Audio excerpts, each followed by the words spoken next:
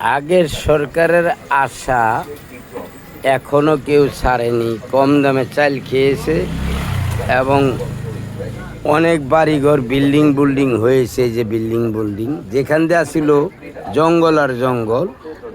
আর বর্তমান সরকার হইল ভাষা। আপনারা কোনটা করবেন? আশা ভাষা সরকারের না আশা সরকারের? বর্তমান সরকার যেভাবে রিলিফ দিচ্ছে, চাউল হলো 30 টাকা কেজি, আটা হলো 24 টাকা কেজি, 5 কেজির উপরে নেওয়ার কোনো সুযোগ নাই।